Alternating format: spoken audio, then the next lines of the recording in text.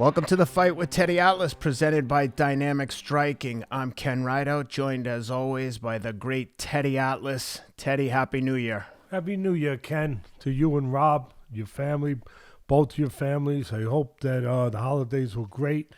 I hope Santa was good. I know Santa was good to all your kids. You got a whole bunch of kids, beautiful kids in that house. I'm sure that was a very, very happy early Christmas morning, even though you begrudgingly got out of bed. You a little bit of a Scrooge, not much, but you know you wanted to wait an extra, probably a little extra hour maybe of sleep before you got dragged to the tree. But I'm sure everybody got what they wanted. I'm sure everybody was happy. I hope that for everybody out there, for you and Rob, and for all our fans out there that are gracious enough to watch us, listen to us, care about us. I hope that the new year is much better in obvious ways, where the sickness will start to leave us. You know, there was so many things to want to leave behind in 2020, obviously, between the terrible virus and what the virus, besides well, there's nothing worse than the sickness and the deaths that it brought to so many people. We pray for all those people and their families, that 2021 will bring a time of healing, of getting better. And also in the areas of so many families, businesses, just working people that have been crushed by the financial plight that this terrible virus brought too. We hope that everybody's 2021 is a new start and a great year. So, and we'll start off with that. We'll start off where the signs are good, where the signs are, really positive. The omens are there, that it's going to be a good year because we started with a hell of a good fight. And I'll leave the rest up to my man, Ken. Hey guys, today's episode is brought to you by Powerdot. Full disclosure, I'm an investor in the company. I love the product. Reach out to them, participated in their recent convertible note. Some of the benefits of using Powerdot: it promotes circulation to help muscles recover quickly between fights or workouts. It relieves pain by stimulating nerves. It helps with rehab from injuries by increasing circulation and activating the muscle fibers that may have atrophied around the injury. Athletes love Powerdot. It's used by some of the world's top athletes, including UFC fighters, boxers, NFL players. I've personally given this thing to Dustin Poirier and Regis Prograis. I know they use it and love it. Also, this week, if you buy a Powerdot, send your receipt to thefight@hithardmedia.com, and you'll have a 1 in 5 chance of getting it for free. We're going to reimburse the cost in one out of every 5 devices purchased using the promo code ATLAS. Just send your receipts to thefight@hithardmedia.com. FYI, Rob is recording this thing on my calf right now, which has been killing me from all the training I've been doing over the break. Again, Powerdot's giving 20% off to all listeners using the promo code ATLAS, ATLAS. Go to powerdot.com/ATLAS for 20% off and a 1 in 5 chance of getting the device for free. Before we get into the fight, one quick note on Christmas morning. The kids always get me up very early, and we have a tradition where the kids sit on the stairs, and I go downstairs to make sure Santa has arrived. And this year, so the kids are now 10, 9, 7, and 5. So I figured I'd put a little prank on them. I had a rubber Grinch mask. I put the Grinch mask on. That's not stretching it too far. I mean, they've seen that. They've seen that. That's true. They've seen that. So now you've got to picture this. I've got on matching elf pajamas with my youngest son, who's 5. Cute. So I go down. I put on I put on the Grinch mask and I creep up the stairs and I peek around the corner and the older kids are hysterically laughing and the 5-year-old runs a 4.340 and sprints into his bedroom and is under his bed crying hysterically. I've destroyed him. I've like scarred him for life. So then I have to show him the Grinch mask and tell him it's not real. And luckily he saw the presents and changed his tune. Thank and stopped God. crying, Otherwise you would have destroyed terrible. Christmas. Oh my God. I felt terrible. Say, Ken. And then the big Thank kids God he teased him for the recovered. rest of the day. Oh, thank God. Thank God he recovered. And my son had the clock on him. He's gonna be scouting him in the future, in the combines with the Raiders. Well, unfortunately for both me, you, and Teddy Jr., we'll be watching. We won't have much to cheer about this playoff season for the first time in a long time. That's for sure. None of us have anything to cheer of with both New York teams, the Patriots and the Raiders, all out of the playoffs. It's a travesty. Well, especially, listen, even though it's my son's team, we're always honest about things, and especially for the Raiders. Especially for the New England Patriots. I mean, if my math is correct or close to correct, you guys won the division something like 12 times in a row, 12 years in a row. Is that like that? A 12, 13, somewhere in that area? And you made the playoffs, I think, the last 12, 13, 14 years in a row? Yeah. I mean, whatever. I mean, it's been it doesn't, you're right, it doesn't seem, especially if you're a fan of the Patriots, it can't seem right not to be in the playoffs after having such a long run. I just say, but you're not. I just tell myself it's a COVID year. It doesn't really matter. Oh, yeah, well, of course. It's not official. I mean, I'll tell you, and I'll finish with our football on this one. And I think since we're talking about it, it's deserving to be said. I'm always, and you with me, but I'm always critical of boxing when it deserves to be critical. I have no apologies, but I love the sport. I've been in it for over 45 years. That's why we do the show. But when it deserves to be, attacked and criticized, we're there because we want it to be better. And I have to say, with all the times, and I'm not backpedaling at all on this, where boxing has been deserving of criticism, whether it's with the horrendous judging, which, really looks corrupt. I don't mince my words. And you see some of the terrible judging and the terrible handling by the refs sometimes, and then forget it. You go to another level when you talk about the rankings of some of these fighters by these ridiculous organizations and all that stuff. But I have to say, usually there's not as much criticism or anything near it to point at the other sports because they have national commissions, they have more superstructure, they're more credible because of these reasons, all that. If an official makes a mistake, somebody will be calling them on it. They grade the officials in baseball, football, basketball. If you see a bad official, you're not going to see him. He's going to be sent like the cops used to be sent when they were a bad cop on a post to Siberia, walking a post where you didn't see him no more. They would rotate the officials. They get him out of the rotation. Not in boxing. You see the same damn, and yeah, I use that word because it infuriates me. It shouldn't be part of the sport where a fighter puts his life on the line and then he gets a decision stolen from him. And you see the official that was the culprit, that was guilty, rather than see him out of the game, you see him working again the following week. But if anybody watched that game last night, and we'll specify it was Sunday night, if anyone saw the Sunday night game where a lot of fans in where I come from, in New York, were watching and hoping and keeping their fingers crossed that Philadelphia would beat Washington because the Giants had beaten the Cowboys early in the day. which made my man Stephen A. Smith very happy. Very, very, very. He's That's making the a highlight of my weekend when the Cowboys lose. He's very happy. He's going to have to buy another cowboy hat because he's starting to wear it out. He's starting to wear it out a little bit. And he's going to have another one on standby. But that night, Sunday night, where you have a meaningful game on one side of the ledger, you have the Washington Redskins, give them all the credit in the world.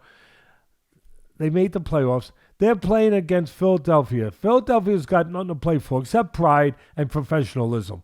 And there's certain players that are playing for position, for jobs. But they're not going anywhere when that game ends. They're not going into the playoffs. Washington is, if they win. And if Washington loses and Philly beats them, well, then the New York Giants, who earned that right to be right there, they're going in. So there's a lot on the line, especially for these fans of both of these areas. So you're watching a game, and you see the quarterback he was the college kid last year. He played for Oklahoma. Before that, he played for Alabama. Jalen Hurts. Yeah, Hurts. A real strong kid, A lot of people wonder if he can make it as an NFL quarterback, but he's getting his chance. A lot of injuries with Philadelphia with quarterbacks and everything. So he's getting his chance. Carson Wentz, the starting quarterback, is out, so the Hurts is playing. He's the number 2. Yeah, and Hurts was, a guy that was up for the Heisman the year before. He had a good year with Oklahoma. He had been with Alabama before that, before Tua came along. So he's a strong guy. A lot of people think he's more of a runner, but he's still proven himself, and he's still got a chance to prove himself, as an NFL quarterback. Anyway, he puts 2 touchdowns up, and at one point, Philadelphia's winning 14-10. At the end of the game, Washington winds up going ahead 20-14, and they win the game. But while Hurts is in there, it's a competitive game. Very. And all of a sudden, what happens? The coach of Philly with nothing to, again, they have nothing to play for other than what I just pointed out. Your obligation to be a pro. Your obligation to put your best effort out there because you're getting paid. You're a professional. He pulls Hurts out of the game and puts the third string quarterback in. And everything goes downhill after that. I mean, to the point where it was almost where it would make you say, wait a minute, did he fix this game? Like it was so bad. It was so bad. And people were like, why is Hurts not in there? And Hurts wasn't having Hurts was starting to have some trouble. He's had a good start, and then he was having some trouble. But the third string quarterback, he was doing everything to lose the game. I mean, I know he wasn't purposely, but it almost made you think. And I had to say something because I'm critical to boxing for getting it wrong and for doing things that sabotage the sport, that take away the integrity of the sport, of the game. You have to wonder a little bit about that, why the coach would put in a guy that gave him a less chance to win. And it was right in front of you. Right in front of your eyes. And there's a lot of controversy out there. If people go on the internet, they go on their news stations, everybody, all the sports pundits out there today, Ken, woke up this morning, and that's all they're talking about, is how did the coach make that decision to put that quarterback in there that basically blew their chance to win? Did all kinds, I mean, whether it was dropping a ball. In the first series, he just threw a ball right down center field, picked off it was either first or second series, basically. I think they recovered a fumble and then just immediately threw an interception. It was terrible. It was so bad, Ken, that, you talk about conspiracy theories and all that stuff, but it made you think. And again, it was on my mind when I put the TV on. I said, oh, I guess I was on the right track. Because all the pundits, as I said earlier, all the sports experts are out there saying, what the heck happened? Did he blow the game? Did they want to get a little higher draft pick? I mean, by having another loss, that they somehow maybe not want their hated rival Giants, Giants in Philly, their heated rivals, that they not want them to make it. And so I said to myself, you know what? If I get the chance, I got to say a little something at the top of the show about that, because for the way that I will jump on by, and I will continue to do it. I will do it to my last breath if it calls for it. I want my sport to have integrity. The fighters deserve it. They put everything on the line. They deserve it. If they win a fight, I don't care if it's by this much. They deserve to win the damn thing, because it's going to change their life.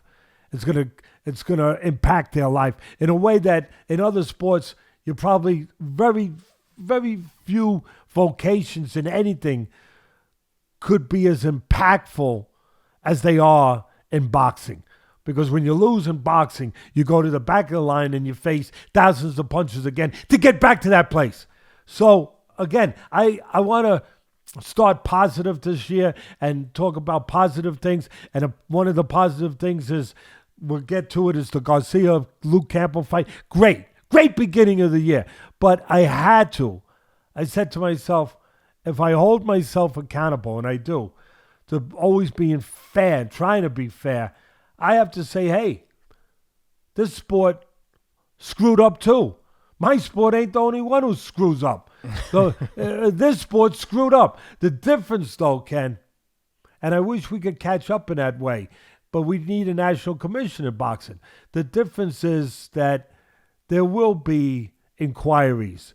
There will be people that will be talking about it and looking into it and, figuring out whether or not there could be any, which I'm sure there's not, but whether there could be anything that's unsavory, if you will, that went into the decision-making with that. That'd be looked at, and they're being called out on, and there's outrage about it.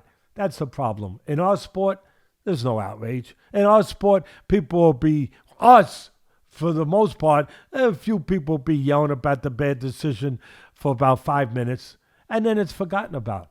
But the impact's not forgotten on the fighter who got robbed.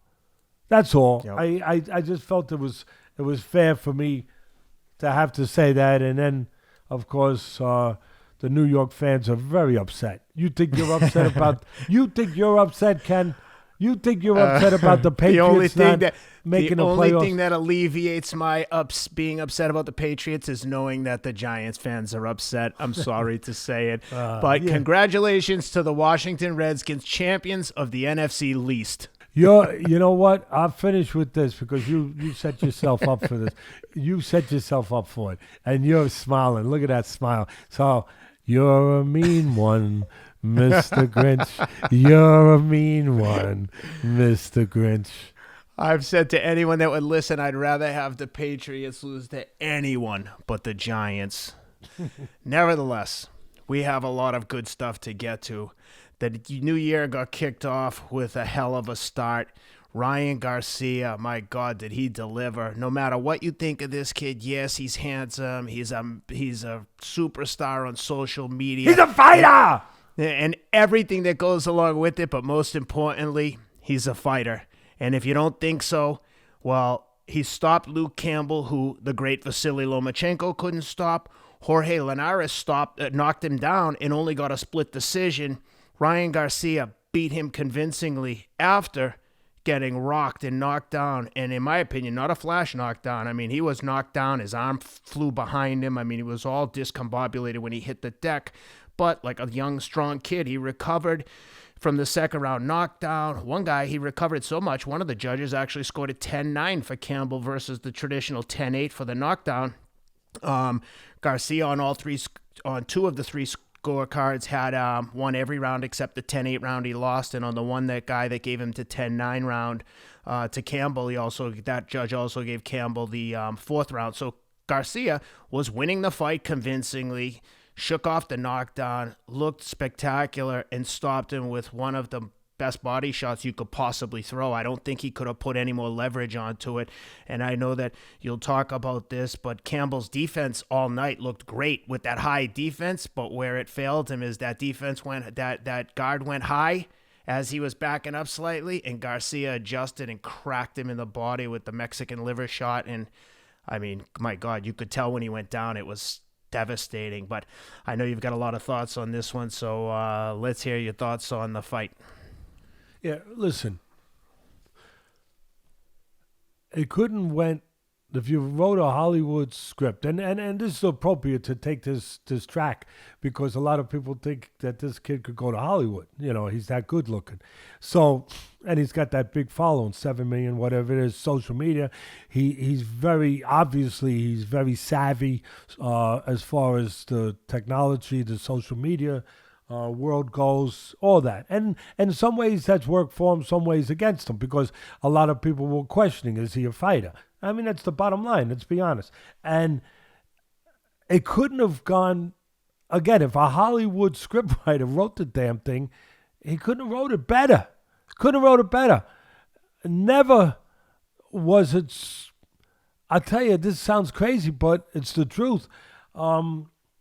The best thing that ever happened to him was getting knocked down.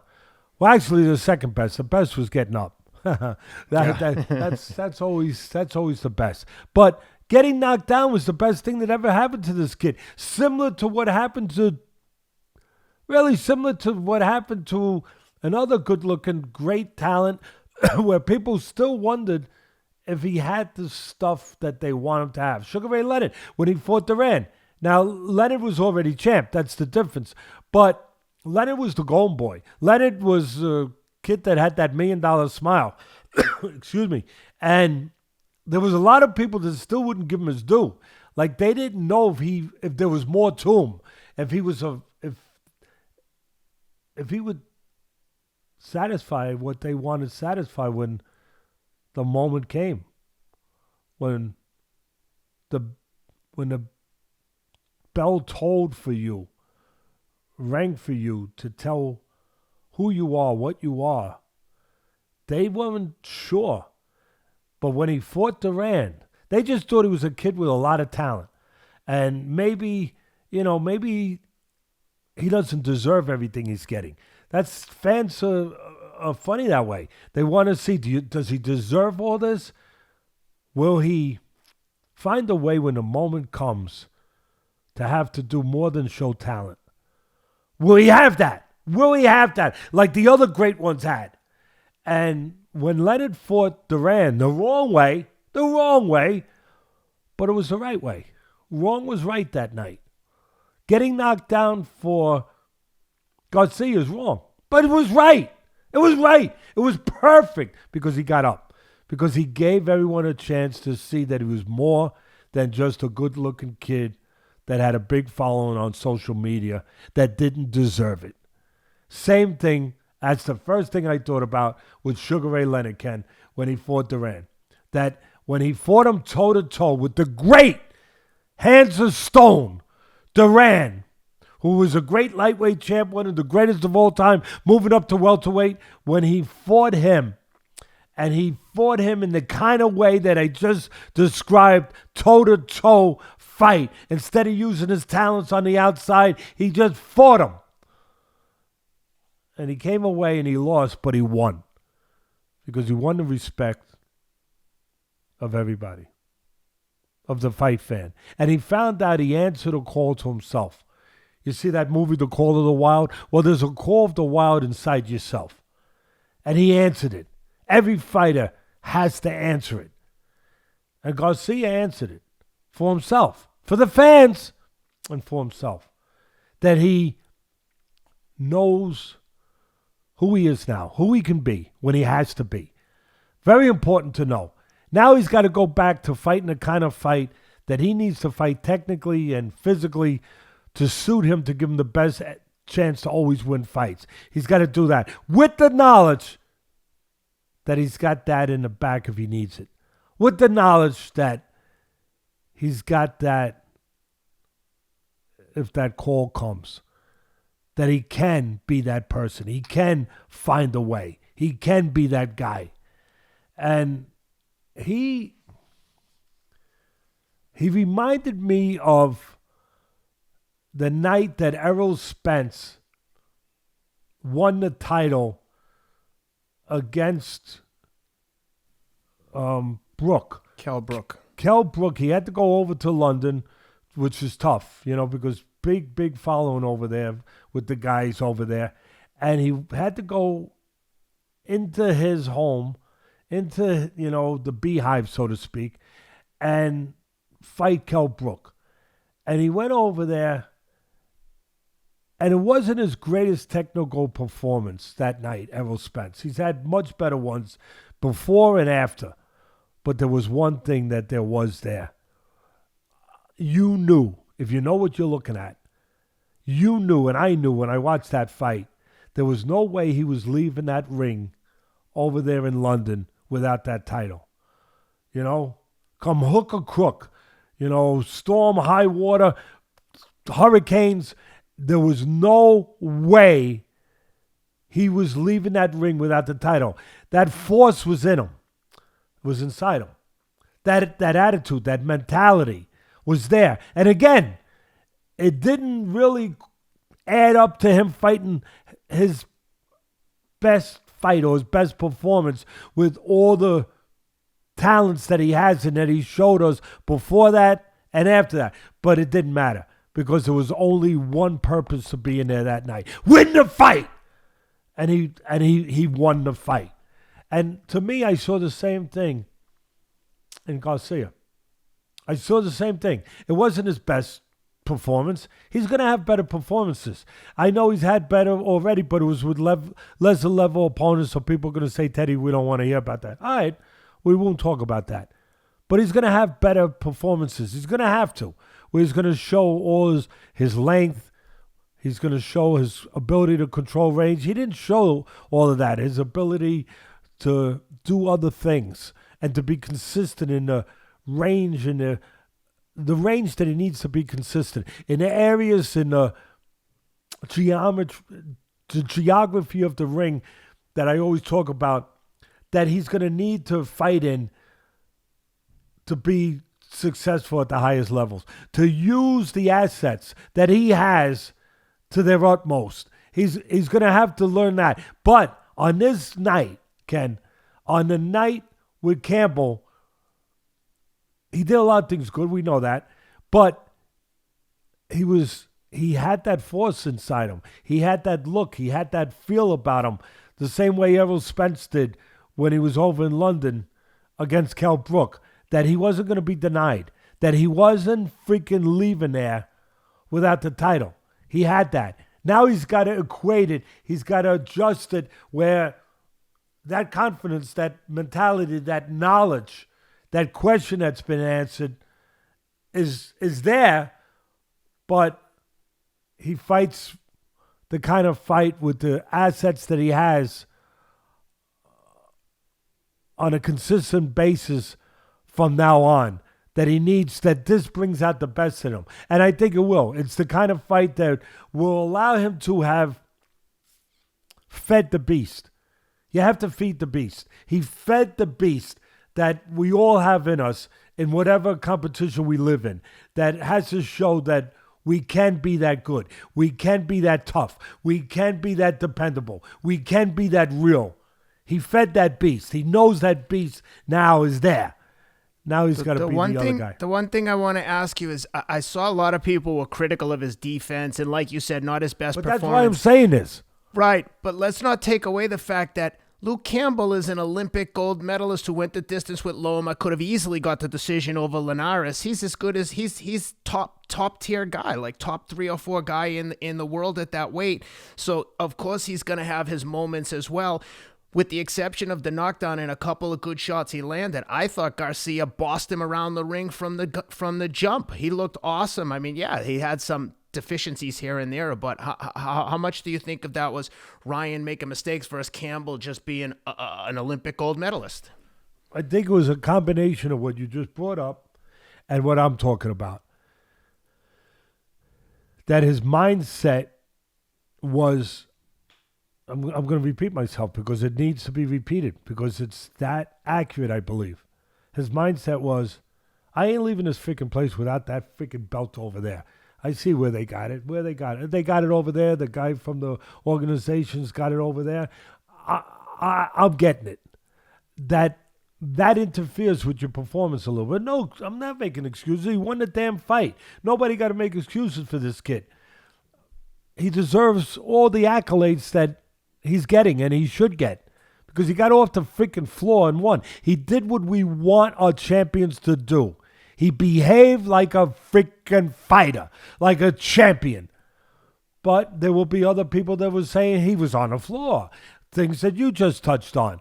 And again, I believe that his mindset was so strong and ready to handle whatever came, hail, thunderstorms, lightning, whatever the frick might have came in that ring, that he wasn't going to dance around all of it. He was going to walk through it. He was going to do what he had to do to be a champion. And I think that's part of the explanation for what we're touching on. And when we broke this fight down, for the people, and a lot of people watched our pre-fight episode where we did our analysis of the fight, we talked about, you hate to say you're right on, but we were on where we're supposed to be, if we know what we're talking about. Where, first of all, it was 2 counterpunches. Somebody, and I remember saying this, and I said it's going to be the younger kid, the 11-year younger kid who believes it's his time. It's his time, his destiny. He's been waiting for this, thinking about this. That it was the 11-year-old one that would do this. That one of them would have to find a way to take charge, to be the boss. You used the word a minute ago. Perfect. To be the boss. One guy was going to, and still not give up himself to counterpunch. Well, he did a little bit, but still not compromise himself in that department too much. But they were both going to look in the mirror for a minute because they are both counterpunchers. One of them was a southpaw, Campbell. And Garcia wasn't getting what he usually gets, a cooperative style that comes in where he can pick him off. He was getting a guy that was going to think like he thinks about making you make mistakes, taking advantage of those mistakes, creating offense on the back end, not on the front end. As I said in our pre-fight analysis, it was going to take somebody to find a way to create offense on the front end, off the jab, and to be aggressive. Whoever was going to be that guy, the guy that was going to take charge and put his hand up in the air. That's me! Put his hand up and say, I'm going to be the boss. I'm going to press this fight behind the jab. I'm going to create behind the jab. There was going to be some difficulty, but at the end of the day, it was going to take that attitude. That was going to be the winner. That was going to be the guy who separated himself from two counterpunches. That was going to be the guy that stepped out in the light and said, no, I'm different. I'm different tonight because I have to be different tonight. And that's what you saw. And in doing it, he did get compromised a little bit, but his attitude, it was like Customato used to tell me. He used to say, Teddy, we're going to teach these guys how to get away from punches where we don't want them to get touched. We don't want them to get hit. But at the same time, we're going to also teach them to have an attitude that if they do get hit, it's going to have the impact, the effect of a raindrop hitting a windshield. Nothing. It's going to splatter right off. And it sounds contradictory. You know, it does. Because at 1 minute you're saying you want to teach the guy to be slick, careful, smart, elusive. And then at the other side, you want to say you want an attitude that if you get hit here, it's like a raindrop hitting the windshield of a car and splattering off. It's got no effect. Yeah, you do want that. You do want that as the backup, as the core of what you are. Yeah, the fighter of who you are. That has to be there. And that was there for Garcia. And he was the boss. As soon as the fight started, he took charge. And he was the boss. And he did use his jab. His jab, for the most part, was a real snappy jab where Campbell was pushing it, looking for the counter. You know, he snapped it. He caught Garcia a couple of times, but he pushed it a lot too. Before the fight started, and I tweeted this out. Before the fight started, my man Rob, he's the man. He got it right up. He got it right up for me right away. But they were in a corner. McGuigan, Barry McGuigan's son is a trainer over there. He's doing a good job. He was the trainer of Campbell. And they're in the corner just before they're going to come out. And I'm watching, just like if I was doing a commentary. I'm doing what I did over the years when I was doing comment. I'm watching everything. And I'm watching because you can pick up things sometimes. You really can. And I see the trainers just showing him, illustrating to Campbell, throw the jab low, and then come up high with the left. I said, I got to tweet this out right away. Because if I was sitting ringside, that's what I would be telling the audience. Right away, something to look for, something to expect. So I tweeted right away to Rob, and he got it right up, that don't be surprised if you find Campbell jabbing low and coming up high somewhere in the fight. And sure enough, we didn't have to wait long. What was it, the third round, Ken, where the knockdown came? It was Second round. Sure enough, 2 rounds we only had to wait. And sure, he jabs low, bang, he comes up high, and he catches him with the left hand, and he drops him, and he tests him. And we have the perfect script, because if he comes back, he gets everything. He gets everything, and he got everything. And he earns it, and he earned it. But every once in a while, Ryan was standing too straight up. And to the credit of the trainer, even though they lost, he recognized that. He said, if you jab low, you can make him comfortable standing straight, and then you can come up and catch him. He was thinking the same way I was thinking. I was thinking, oh, boy, this trainer, he's on the ball here. He's thinking exactly what I would be thinking. And sure enough, he caught him. And some people will say, well, Campbell's not a big punch. He's not. He's not. He's not a big punch. But, as you said, he's a certain level fighter that knows how to deliver the punches. And most of all, he delivered a punch that Garcia, because he was set up, because the jab to the body brought his eyes down instead of having his eyes where they should have been, he got caught with a punch he never saw. That's going to impact you more.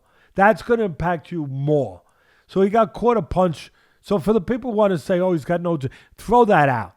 He got caught a punch, a perfect punch by a quality fighter that he never saw, never had time to register that punch as it was coming.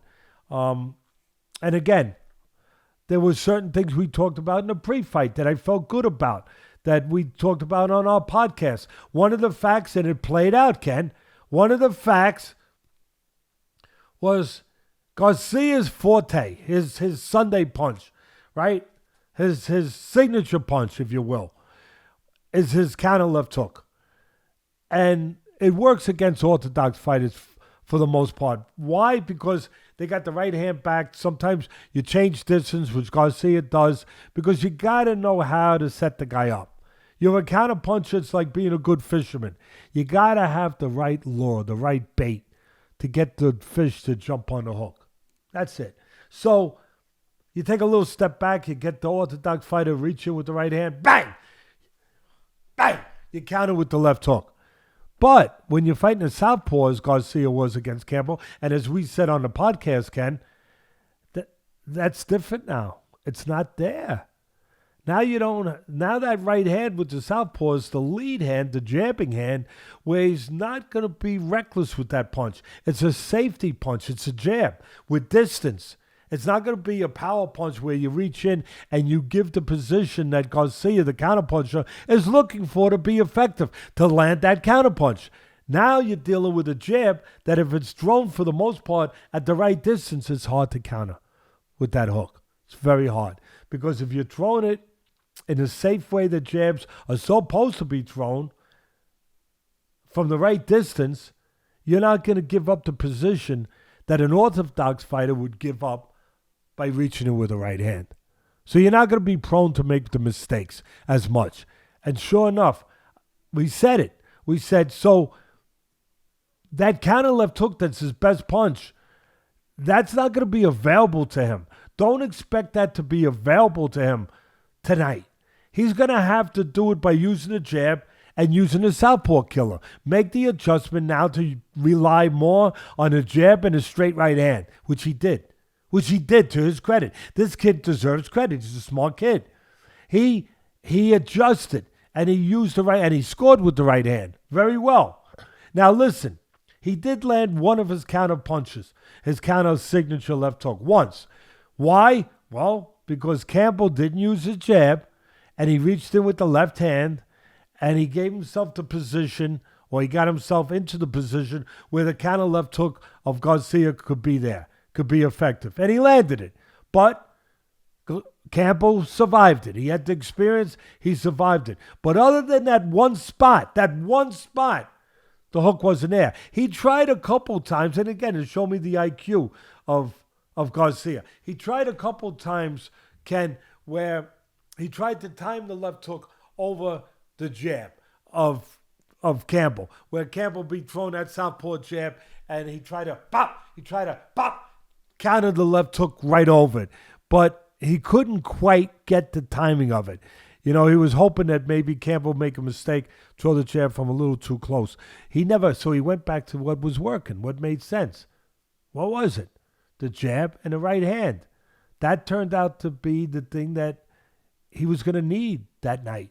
And to be the boss, the attitude, to push him back, to be the boss. And I just wanted to mention that because we talked about it, it played out, and the kid, to his credit, because you got to be smart to be a champion or to stay a champion, you have to have this muscle working too. And he showed that this muscle works. And he showed me the things that you want a guy to show you. I know, it's funny because I was talking about that joke last week when we were doing a pre-fight analysis about the fight priest at the fight club, that when the fans would all be standing around at the fight club, watching the fights, and the priest would be there every week.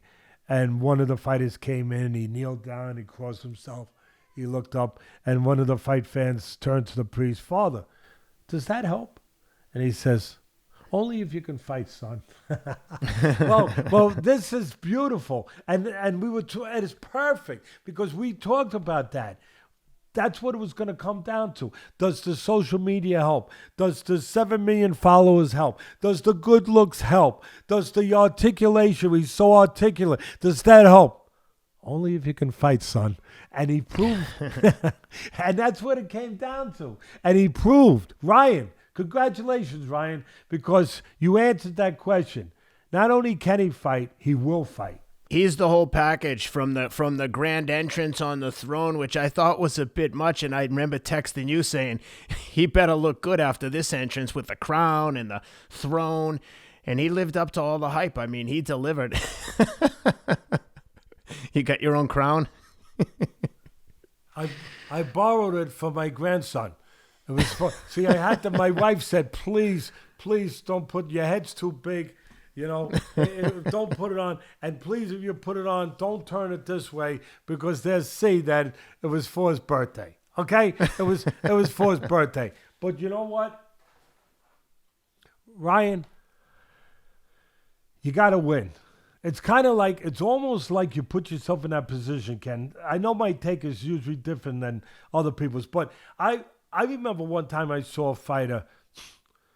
I was doing the pre-fight preparation before the fight for ESPN, and we're doing the interviews, and I see this fighter who was he was the main event, and he was undefeated. He was trying to build himself to be a world champion, and because that's the goal, and he had a big tattoo of gloves, hanging like a chain, right? I don't have to say who it is. If somebody really wants to know, I'll tell them. But that's not the point. I saw that, and people were like, whoa. So my directors, all my guys at ESPN were like, Ted, gee, you ever see that? I said, well, I'm sure other guys have it, but that was pretty. It was pretty out there. You know what I mean? It was pretty. It was pretty. It made a statement. It was pretty strong to have it like that. And they said, gee. And one guy said to me, wouldn't it be? And he said exactly what I was thinking and what I said that night on the air. He said, Ted, wouldn't that be embarrassing if you have that and you don't win? And I said, exactly. Exactly. You want to take my headphone and be the commentator tonight? Because you hit it. You hit exactly what I'm going to talk about tonight. And sometimes people put themselves in a position where they're dared to be great. Where they put it on themselves that if they put the pressure on themselves where they have to succeed. They have to because they put that light on themselves. They took on that weight with that attention that if they don't win, they are going to be embarrassed, that they have to win, that there are no options. And I thought about that. I know it's the promotion and it's the promoters looking to make money and making a big thing. And we saw it. We saw it with Fury when they brought him in. You know, when they brought him in on the throne and all that stuff. No one was carrying Fury though. I think he was on like a hydraulic, construction lift. Well, Fury's like 280 pounds, so you would probably need that. But and all that. But I thought, in some ways, I know the promoter's doing it because his name is King Ryan and they want to pump it up and obviously they think he's going to win the fight and all that stuff. He's the favorite, but you never know. But I thought the fighter still has to let himself go along with it. The fighter's very savvy. We talked about that. He's very smart business-wise with the way he does things at such a young age. But he's sharp. And he's the kind of kid that if he didn't think it made sense, he probably might even be one of the few guys that would say no. But that's the first thing that hit me was, he wants the light on him. He wants to make sure that there's no margin. There's no out. There's no area for an out here. That I better freaking perform because I'm putting myself right in the light of it. If I don't, I'm going to look like you know what. And so I thought of that. And I have to say that a lot of people were going to probably say, like you touched on it, it's a bit much. It's this. It's being disrespectful maybe. It's, you're saying. But no, I looked at it that way. And look, it's a show. It's a showman business. This is a entertainment business. Never forget that. First, you got to be able to fight. But once you can fight, all that stuff means something. And matter of fact, all you need for proof, Ken, and we touched on this before we started the show today. We started talking about it, and then I stopped because I didn't want to go too far on it. But Exhibit A, proof that it's about those things, if you can fight, is that he's not even a champion. He doesn't have a title. He's a champion. To me, he did what you have to do in that ring to be a champion. He's a champion. But I'm being very technical now. And for the fans and for us and for the sake of what we do. He doesn't have a title, a real legitimate title yet. He's the one. So out of all the guys there, Davis, Devin Haney. With Haney, Lopez, Tank Davis, with all those guys with titles, right? That doesn't always make you legitimate either. But they got titles. He's the only one without that real title. Yet he was talked about as though he had one. Because he does. For two reasons. One, the way he behaved. And two, now the promotional stuff. Now the good looks. Now the following. Now the being articulate. Now the image. Now it means something. Now that's his title. He's got his legitimate title, maybe more, than all of them. That's the crazy. I know people are going to, good, come on. I know people are going to go, Lopez would do this. Davis would do this. Haney, go ahead. That's why you're a fan. That's great. That's great that you got these guys in one division, that you can argue, excuse me, and you can talk about these fights. That's great. But what I just said, it's true that he's got something that they don't have. They're talking about him already more than the others because he's got the ability to be the golden goose that lays the golden eggs, to be Canelo.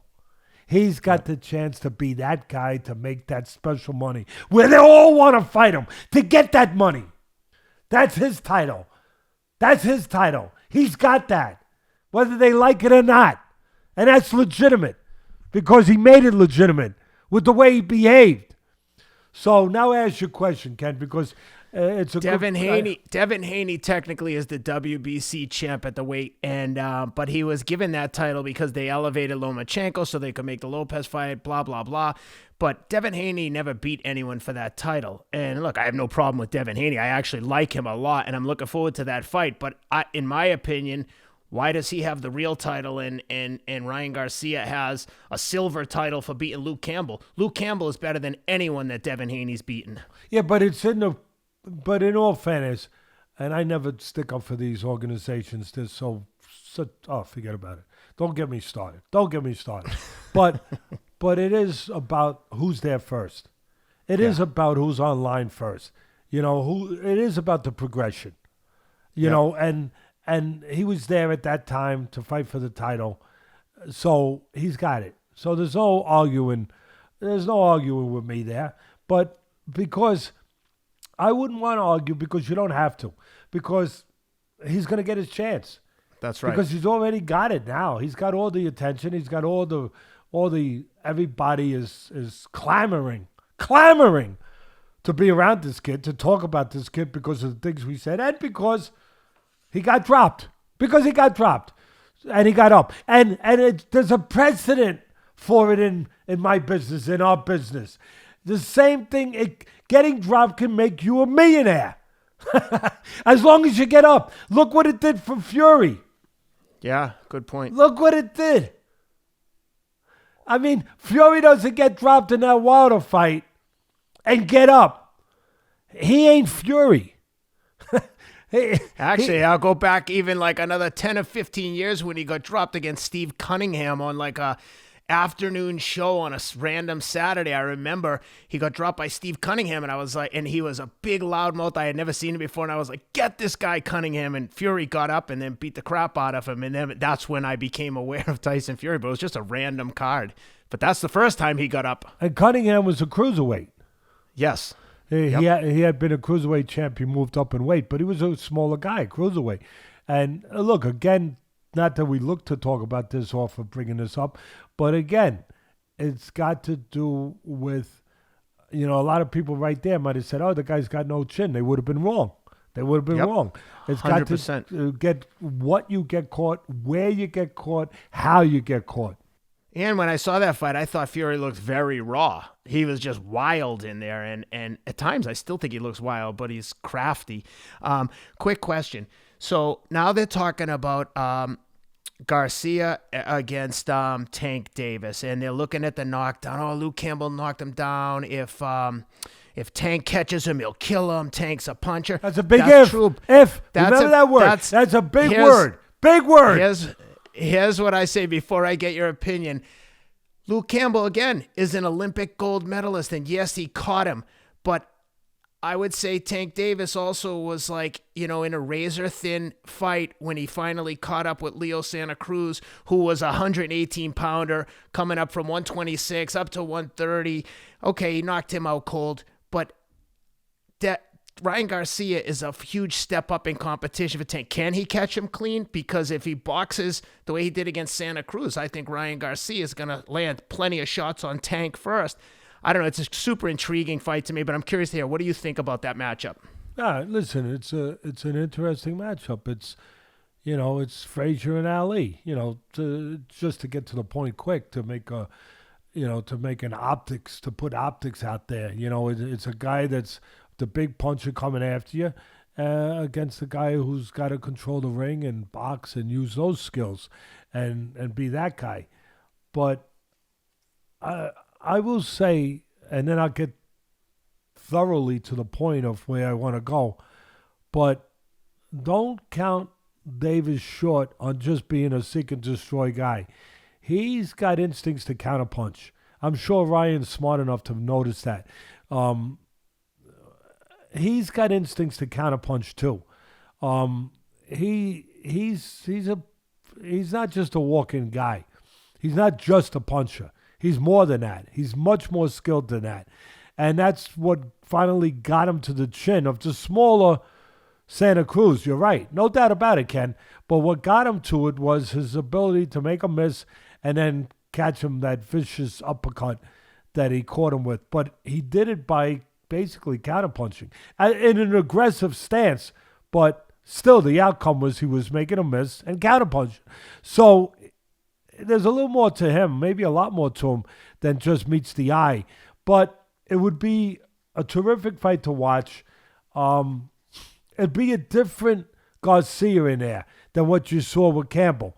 People have to understand that. If Davis is going to win, he has to understand that. And I think he does because Mayweather is with him, and Mayweather is brilliant, and he'd make sure he understood if he didn't understand it. But I think instinctually, as a fighter, Davis would understand. That ain't the Garcia you're going to see. He proved what he's going to prove, and he had to prove. He ain't in there to prove that he could get up off the floor against Davis because you don't want to do that with a puncher because it's a whole different caliber puncher.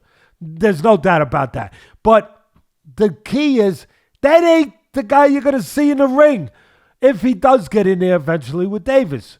Because he fed that beast already, as I said earlier. He fed that beast. He answered that question for himself. Now it's going to be kept in its place. Now he's going to bring out the guy that he's got to bring out if he's going to move forward and be the terrific fighter he wants to be, to have the terrific great career that he wants to have. He's rather than just have one big night, he's going to have to be that guy that does the things that he's good at, that his abilities are there to do, that his abilities are the kind of abilities that have to be used in a way that he's used them to get to this place where he's a counterpuncher, where he uses that long reach with the jab, where he controls range, where he keeps the shorter Davis in the geometry that's bad for Davis and good for Garcia, where he keeps him one step behind him all night, where he keeps him on the outside, makes him pay a price, as I used to say on ESPN corner fights, where he's like a real estate agent. That's what Garcia has to be, where he controls real estate, where he charges the customer to get in. He doesn't charge them, money. He charges them punches. Oh, you wanna eat up 3 feet of my real estate? Okay, it's gonna cost you 4 punches before you get in. He's got to be that guy, and he will be that guy. And if Davis can be what he needs to be to still get to him and land a big shot, it'll be a hell of an interesting thing to see that. But it's a big if, because it's all about, can Davis close the gaps, because it won't be like it was with Campbell. He won't be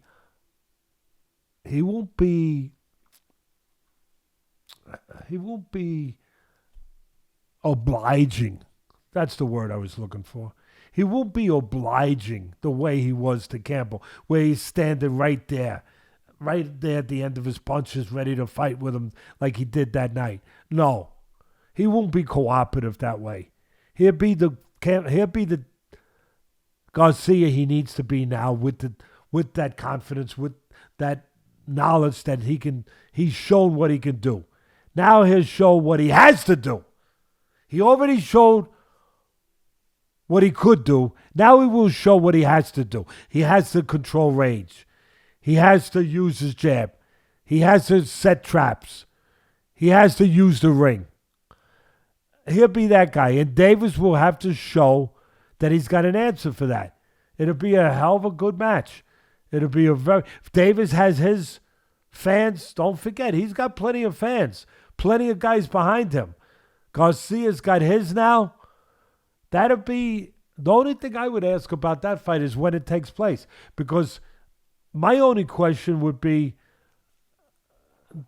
would I want to give Garcia another fight? I think Davis has the edge with experience. You know, he's got the edge with experience there as far as being in with certain level fighters. Garcia, does he need another fight? That would be the only question. I think he could probably handle it now if they go for it now. But I would think that if you could have another one, you want to have another one. And I would think that that'd probably be, for me, knowing the sport, that would be the road that they would probably take the same road. But again, yes, that'd be. I'd like to see that fight. If you saw the Haney fight, I'll go right down the list. If you saw the Haney fight with Garcia, that's different. That's less danger for Garcia because Haney's a terrific boxer, but he's not the power puncher that Davis is for one shot. He's a clean boxer. He's a guy that's got a little bit of the mentality Garcia has, where he looks at counter. You know, they'll be looking in the mirror a little bit, where you might really see a chess match, where he doesn't waste anything. He's sharp. You know, he's got good hand speed, technically very solid. He's a careful guy. That's his temperament. Both guys are very similar. The real Garcia and Haney are very similar, where they like to counter, they like to be cautious, they like to think in there, that they like to show their technique. Haney's a real good technician. He's a sharpshooter, but again, he's a guy that's going to play it on the safe. He's going to play it on the safe side of the street. He ain't going to be in the middle of traffic. No. So you're going to get a whole different fight over there. And then, of course, you got the other guy that a lot of people think is at the top of the list. And listen, he deserves to be at the top of the list right now in beating the top guy. He beat Lomachenko, the number one guy, unless you had Crawford number one. But either way, or you had Canelo number one. But either way, Lomachenko was one of the top three guys. He beat him. Lopez went out there, and he's a young kid, just like Garcia. He's 22 years old or 23, whatever. But he's a young kid where there's a lot of upside. How will he grow? How will he continue to grow? Will he grow from that performance, or will that performance get to his head, and that'll be be a letdown after beating Lomachenko? He'll never have that performance again. Which way is he going to go? But that would be an interesting fight. In that fight, the way I would size that one up, again, you'd have to have Garcia controlling range, looking to take advantage of, force Lopez to do what Lopez forced Lomachenko to do. Come in. Come, you want it? Come get it. To come in and take chances coming in. Well, now Lopez, because of the size, because of Garcia's physical assets being longer, taller, right? Now it would be reversed. Now Lopez would have to come get it. He couldn't play the game where he uses that jab and he keeps Lomachenko on the outside, makes him pay to get in. He'd have to take the risk. He'd have to be the guy coming in, where Garcia would be in his comfort zone, to a certain extent, of being able to fight his fight. So they're all intriguing. They're all intriguing matches. Maybe the most intriguing, maybe is the one you mentioned first, Ken. If I had to pick one, the Davis, because of the power. Because everyone loves power. Everyone loves power. Oh, power. It could be a knockout. So that would be the most enticing part. Well, let's not forget Garcia's power. His last two knockouts were vicious. Oh, listen, Garcia, I said going into this fight, listen, neither guy had physicality. Neither one of them. They're wiry guys. Him and Campbell, they didn't have physicality. But there was an excuse to a certain extent that you have to figure in if you know what you're trying to figure in this game. You have to figure it in. And what that was Garcia was only 22. His body hadn't matured yet. He didn't get that man strength yet where people talk about it, that man strength. But you know what? On that night, I saw a difference. It looked like he got his man strength. It looked like his body had changed. It looked like it was maturing. It looked like it was getting stronger. He looked like the stronger. I figured he'd be the stronger guy. But he wasn't known for physicality. As I said, neither guy was. But that night, you could see his body's starting to fill out. And he looks stronger. Maybe he's on a weight program too, whatever. But he's starting to fill out. And you could see he had the edge and strength. And he knew it. He was stronger here and he was stronger here. He felt like the stronger guy here. And that was important. That was important. Yeah. And Reynoso, his trainer, maybe he did that. He put him on a weight program, whatever. But it was important. You got to, because he had to be the boss that night. He had to feel, like you said at the beginning, he could push the guy around. And he did. He did feel like that. You know, he made that mistake, but he overcame it. But he did feel like that. He pushed the guy around. And he did show strength. And he'll continue to show strength. You know, he'll never have the physique of Tank Davis. It's a whole different genetics. But he's got his own strength. And there was no doubt who the puncher was in that fight. It was never Campbell. It was always Garcia. Garcia just doesn't present himself the way people are comfortable with looking at punches, where they're seeing Mike Tyson, Joe Frazier, you know, George Foreman. But the most dangerous punches in the history of the sport, really, put those guys aside, have been wiry guys, thin guys. They get leverage. I always talked about that on ESPN. They get torque. They get leverage in their punches. Bob Foster, the great light heavyweight champ. Oh, my God. Oh, what a puncher. You know, Alexis Arguello. Carlos Zarate, the bantamweight champion. Oh, well, these guys were like this. They looked like they needed a meal. Ken, you would have invited, you're a kind guy, you would have invited him in your house for a meal. You said, come in here. You got to eat something. Come on. I mean, Lou, if you really want to go back to the 30s, Lou Jenkins, a lot of the fans out there, look him up. Lou Jenkins, skinny son of a gun, lightweight champ, one of the greatest punchers of all time. Oh, skinny as heck, but he could punch like a son of a gun. So I think Garcia falls into that category. You know, he might not satisfy everyone for what they want to see when they say, oh, I'm looking at a puncher, but he will when he hits you. he will of all the opponents we talked about, the Devin Haney fight's got to be the easiest to make in terms of logistics, just given that they're both with DAZN. I mean, I think everyone probably wants to see Tank Davis the most, but I think that presents the most challenges with PBC and DAZN trying to work that out. He's like he's one of PBC and Mayweather's Al Heyman top guys, Tank Davis. They view him as a pay-per-view superstar, and I'd argue that Ryan Garcia is probably in the top. Well, now you're talking about the fight that's always the main fight.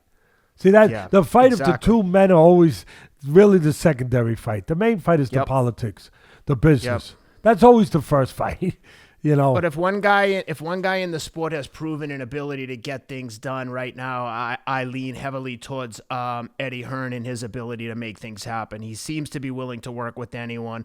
He doesn't have that deep-rooted hatred that Bob and Al have to seem to have for each other. So who knows? Let's hope that happens. But that's a pretty thorough coverage of the Garcia fight. What's next for Garcia? Just for the listeners, we're hoping to be back next week with a conversation with Ryan Garcia. He's been on the show before. We're hoping to have him on again.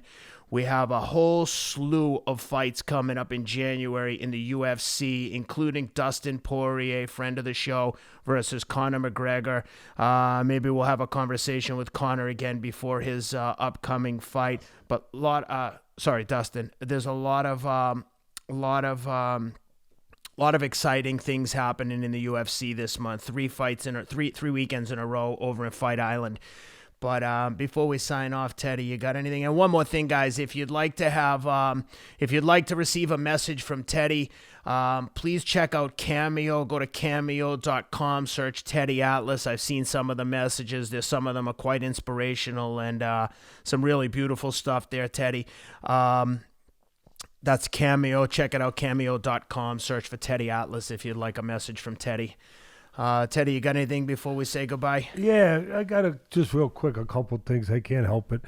I can't help myself. I'm sorry. I have to throw in this thing, and I think some of our fans are such avid, well, not only avid fans, but intelligent and so deep into they notice things. We're not the only one who notices, but with all the turmoil with Oscar De La Hoya, with Canelo leaving him, and there was some, friction with all his fighters, Garcia, everybody. He was there, of course. He's the promoter still, and I just couldn't help it, Ken. But when I saw him there, I saw obviously he wasn't in the locker room. Canelo was in the locker room. I didn't see De La Hoya there, but Canelo was there with his stable mates with Garcia and close to him, which is nice to see. They have the same trainer. And his trainer did a tremendous job, Reynoso. And I'm going to talk about that in a minute. But I just couldn't help it. And I told Rob to be ready with this. So where De La Hoya reminded me where he's fighting for his life. Here's a fighter who was a hell of a fighter. He was. And he's made all kinds of money from, and he's one of those, he was a pioneer too, to give him credit, where he got to the point, he had a guy named Richard Schaefer who later on they went enemies against each other. But he had a guy who helped him set up his own, where basically he left Aram, and you don't need to be giving money to a promoter. You're a star. You can promote yourself and keep it all. You don't need any more to have a promoter. And he was right. And he went to another level making money, and Golden Boy was born, Golden Boy Promotions. But he was a pioneer because after him, the great Mayweather did the same thing. And Mayweather was right, 100% right. And he had good guys. Heyman helped him. He had smart guys around him that helped him. And you don't know if that eventually will become the path for this young kid. You have to get to that point first. But you could just see it, Ken, with De La Hoya is aware of what's happened in his life and where he's on the outs with certain situations and stuff. And basically, like I said, fighting for his life as a promoter now. So when I saw him, poking his head in there, it was almost sad. But it was real. And I saw him after the fight and the post-fight stuff that, with the interviews with Ryan Garcia and everything, and with his crown still on. The kid's a kid. He's proud of it. You got to like it. You got to appreciate it. He's proud. He's like a kid. I like to see someone behave like a kid. The sincerity. Because I got my grandchildren. It reminds me every day. That's the only sincere time that you really know that there's a sincerity. There's a realness in people. It's genuine. And so that was genuine. He was proud. He had that crowd. And look, it didn't look nearly as hokey as it did when they put it on poor Mike Tyson. He was young too. But the poor guy. But when they put that after he unified the belt, they gave him the scepter, they gave him the robe, and they had him looking like Conan the Barbarian coming out. He's got the thing on, but people said that started looking a little, silly. But Ryan's there just with the crown, not the other stuff that they gave Tyson. And I have to say this, the crown didn't fit. It was, no, they didn't measure it too good. I don't know if they took it from someone else, but they didn't measure it because it was too big. But I want it to stay too big. I do, because I really like this kid. He's a good kid. Yeah. I think he could be very good for boxing. And other people can too. I'm not saying but I think this kid, he can be an ambassador in a way that not everyone can be. And I hope it stays too big. Because if it fits him one day, it means his head grew too much. And Good so, point. so I hope that it stays too big, Ryan. I hope it does, Ryan. And I hope that I'm getting a little bit off track here. I'll go back. But as long as I'm on this track, I hope you stay the great kid you are. And I think he will. Because he's got the right people. Because these young kids that suddenly get something in their life that they never knew for sure they were going to have, money and fame. They hope they do, but they never know until it comes. They need help. The football players do too, Ken. The basketball players. That's why I give so much credit to a guy like LeBron James. You had to have someone around you, or a Michael Jordan, whoever, that they take that kind of fame at such a young age, and they handle it. Because there's so many that don't. We forget that.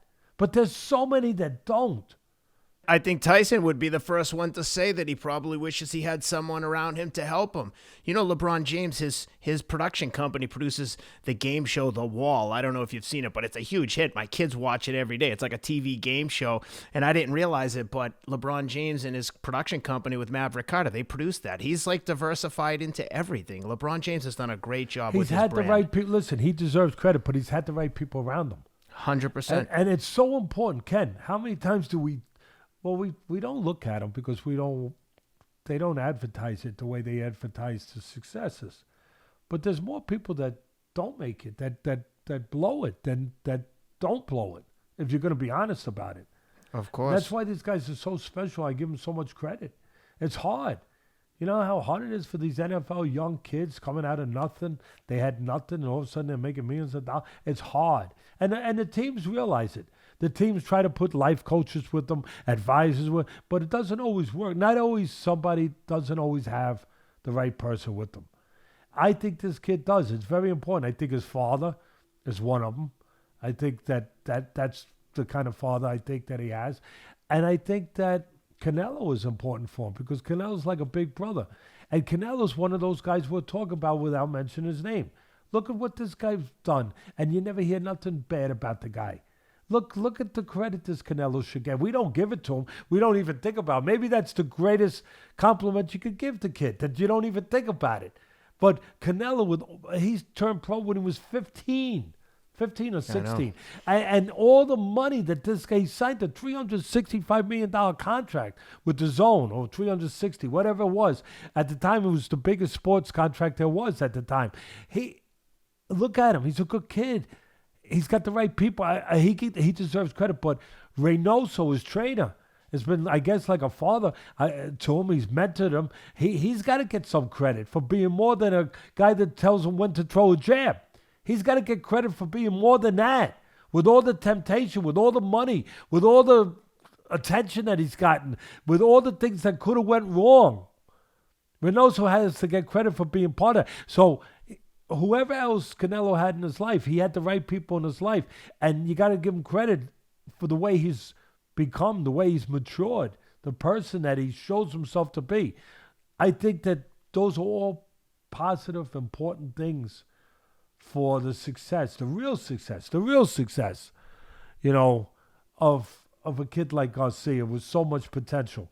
That he's got someone like Canelo who's mature, who's gone through it, who understands the pitfalls in front of him, that he can continue to mentor him, be a big brother to him. And like I said, his trainer is doing what a trainer really should do. Yeah, you should teach him to move his head. Yes. And to cover straight back. Yes. And to throw punches short, not fat. Yes. And to control range. Yes. But also, you should be there to teach them about life. To make sure that they truly have a chance to be successful. Not just in the ring with their fists, but afterwards with their life, with their decisions outside the ring. So I wanted to say that there was, because then you see the other ones, whether it's in our business or whatever sport, where a lot of money comes fast, where they don't have the right person, the right people, and it doesn't go so good. Give Mayweather, as long as I'm giving credit, give Mayweather credit. Give that guy credit. He's had some difficulties here and there. I don't have to talk about them. We know it. But the guy has done pretty damn good on the whole. In the end, he got himself to the right place. And he deserves credit and people around him, whether it was Heyman or whether it was some other people in his family, whatever. But they deserve credit for that. Where you see a kid who had a lot of talent too, and he was making a lot of money. And I don't know who he had around him, but he didn't go the right way. And look, at the end of the day, it's your responsibility. But still, having the right people is a big part of it, a big help. I know you got to listen to him, but I'm talking about the kid who was, what's his name? He was a protege of Mayweather. Oh, Adrian Broner. Listen, it's sad when I think of I'm really. Very sad, very sad. He's a mess. He's done everything wrong. And that's what I'm just saying. This should be brought up. I agree. And so I just wanted to say that and say that I'm glad to see that this kid Garcia does have a good head on his shoulder, but also good people around him, the right people that are showing him the things that you need to be shown outside the gym. So I'll finish up with Oscar, where it was a little, you see him in there at the post-fight stuff, Ken. I know you're laughing already because you saw it, and he's poking his head. He's trying to get in there with Ryan, and hey, listen, he's the promoter. He deserves it, but he's just like, he's trying to survive. Like he's already out with Canelo. He's had problems in his life, and I wish to God he could be okay. But you couldn't miss it that he's quiet and he's very gently. You could see putting his hand on the back of Garcia, and he's just trying to be in there. And it's like he's trying to hang in there. It's like he's sad, like sad desperation. Yeah, like he's trying to hang in. And I couldn't help it. But because, I talked about being able to fight. You got to be able to fight, and you got to be entertaining. Because it is entertaining. So we have to be able to tell the truth. We have to be able to break things down and have a little entertainment to it. And it's not in a mean-spirited way, but I couldn't help it. I couldn't help it. But think of that movie. I love to talk about movies, so it's not the first time I've done this, right? Where Jerry Maguire with Tom Cruise and Cuba Gooding Jr., that scene where Tom Cruise, Jerry Maguire, was on the hinge of being fired. He had lost a lot of his. He was an agent, obviously, and he lost a lot of his clients. And he had this one client left, and he was trying to hang in there with him. And there was a scene. I think it was in a locker room or something after the game. I'm not sure. Yeah, it was. Right? And there's just this scene where he's trying to hang in there with this one client that he's got left, who was Gooding Jr.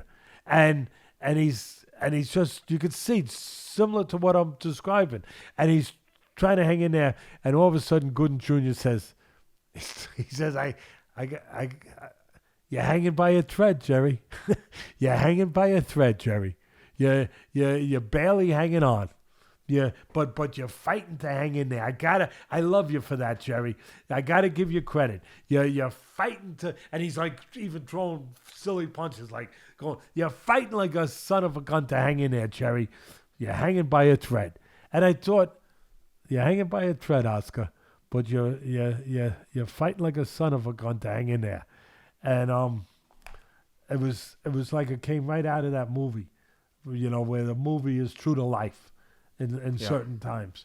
And Oscar is fighting Ken. He's hanging by a thread, but he's hanging in there. He got his next star, and you know what? For all the things that you can take shots at him, which he puts himself in that position quite a bit by the decisions he makes personally and professionally, obviously. But you got to say something about him.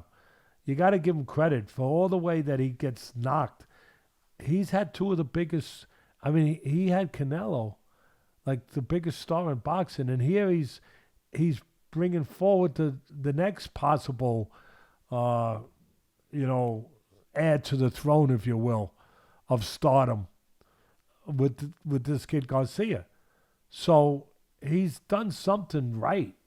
Well, you could easily make the argument that he had all those things and he has slowly deteriorated every relationship he's had. There's no doubt about it. That's why we're talking about it in the context that we're putting it forward. Where I'm with you. And listen, I gave him his, I knocked him and gave him his hits that he deserved.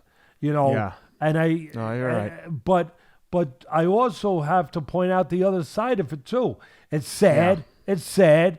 It's sad that I can make an analogy with a movie where a guy's hanging by a thread. You're hanging by a thread, and that he would know it because you could see it. You could see it when he's putting his head there. You can't help but think that if Garcia's contract was up after this fight, that he would be the first signing for Canelo Promotions outside of Canelo himself. Listen, that's the I guess that's the obvious. Thank you, Captain Obvious. Yes, that's. I appreciate that, but look, and we're not gonna delve into that we're not looking for that.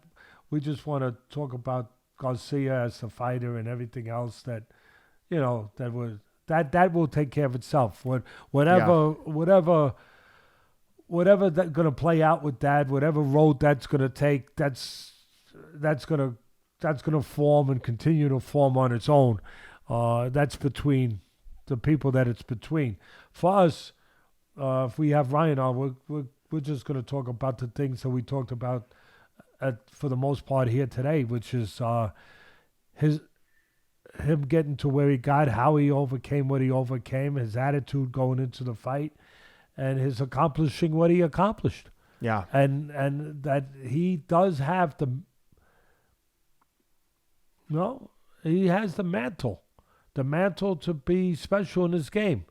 Because of his talent, because of the other things that we talked about. He's got the mantle to be special, to be one of those special guys. And I'll finish with this, and I think I touched on it pretty good. I want him to be the guy that just can be we get bad images of boxing sometimes, which bothers me. And get bad, just bad things that hurt the sport. There's a reason why you don't see boxers getting endorsements when other athletes get endorsements. We put the truth out there. There's nothing to hide from. There's a reason they should be getting endorsements, like Sugar Ray Leonard, the great Sugar Ray Leonard, was getting 7-Up endorsements when he came out of the Olympics. Some of these fights, they deserve it, but they don't get it. They don't get those opportunities. Why? Because of the imaging of boxing, which a lot of times it's guilty of itself. Let's be honest. It is. Here's a kid, and there's other kids out there too. He's not the only one. But here's a guy that has a chance to, I think, besides being a terrific fighter and champion, to change some of that. To get endorsements and to open the door for others. And to be that positive ambassador for the sport, and there's other ones out there too. Haney's a great kid, for example. Just off the top of my head, boom. But this kid also has some of the other things that not everyone has, that we talked about before, that I went into great depth about. That he has the following, he has the savvy, he's got the personality. You know what I mean? He's got the looks. So that's it for me, kid.